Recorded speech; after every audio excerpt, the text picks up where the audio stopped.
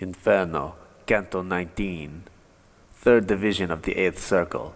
The popes who have been guilty of simony are fixed in circular holes, with their heads down, their legs only appearing, their soles of their feet burnt with flames. Pope Nicholas III, Boniface VIII, and Clement V.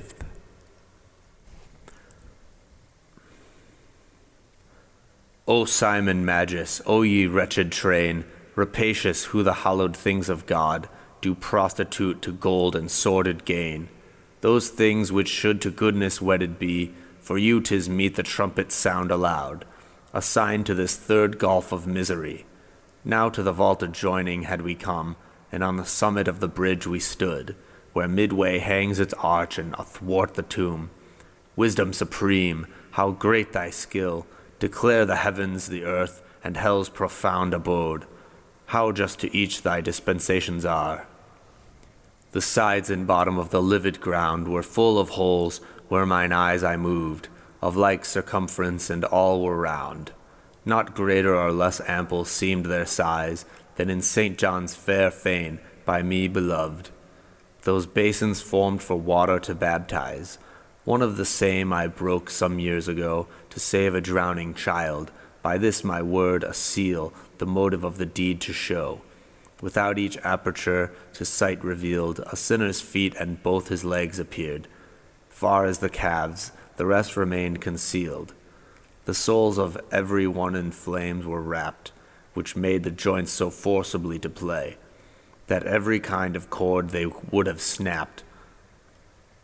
E'en as a flame with rapid course doth steal o'er the smooth surface of its oily prey, so glided here the fire from toe to heel.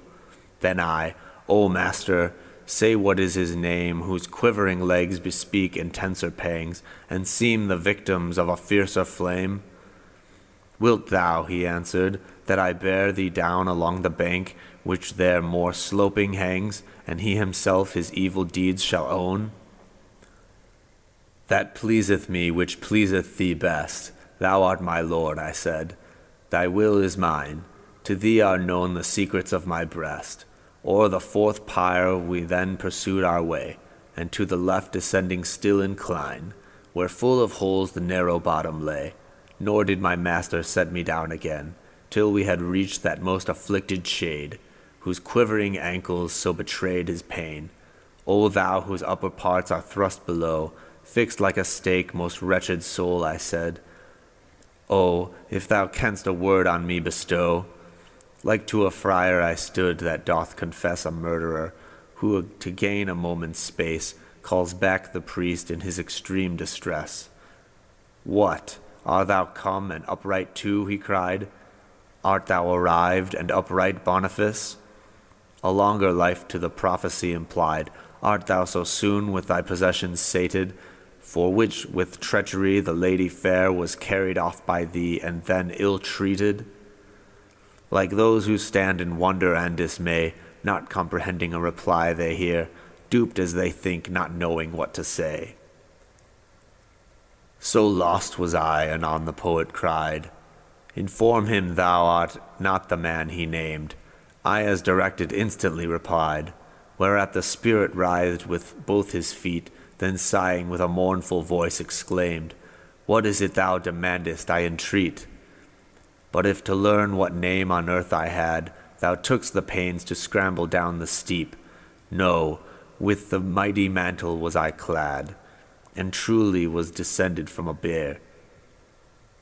Tenric, my whelps, I laid my schemes so deep, my wealth I've stowed above, my person here. Hid neath my hand in durance vile are now those who before me practiced simony, without the stony fissure dragged below, and in my turn I downward shall descend, when he arrives whom I took thee to be, what time I made so sudden a demand. But my scorched feet have longer suffered pain, and longer has my head been thus depressed, and he in like endurance shall remain. For after him, more impious and unjust, shall come a lawless shepherd from the west, by whom still deeper shall we both be thrust. He, like another Jason who we read in Maccabees, the royal favor won, shall France induce his wishes to concede. Presumption it might haply be inspired, the answer which I made him in this tone.